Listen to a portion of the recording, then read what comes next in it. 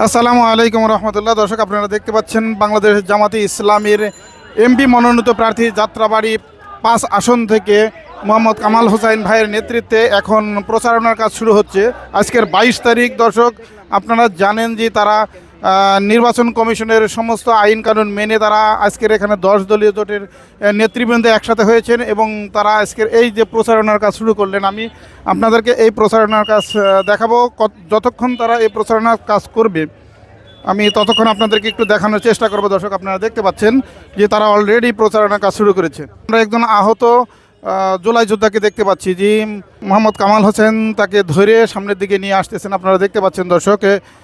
আর আশেপাশে যারা আছেন 10 দলীয় জোটের নেতৃবৃন্দ রয়েছেন, আপনারা দেখতে পাচ্ছেন। দর্শক আপনারা দেখতে পাচ্ছেন তাদের প্রচারণার কাজে যে লিফলেট ব্যবহার করা আছে সেই লিফলেট সবার হাতে রয়েছে এবং তারা স্লোগান দিয়ে সামনের দিকে অগ্রসর হচ্ছে, আপনারা দেখতে পাচ্ছেন দর্শক।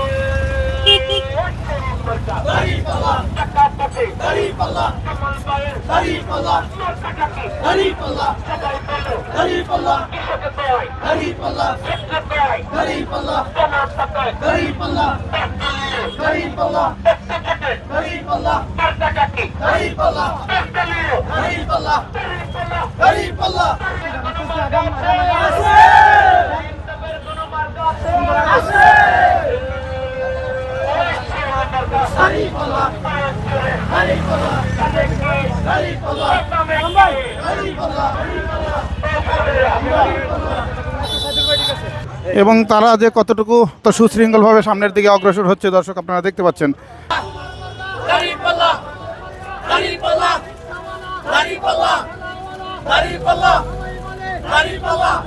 আপনারা দেখতে পাচ্ছেন যে মোহাম্মদ কামাল হোসেন নিজেই লিফলেট বিতরণ করতেছে, আপনারা দেখতে পাচ্ছেন দর্শক।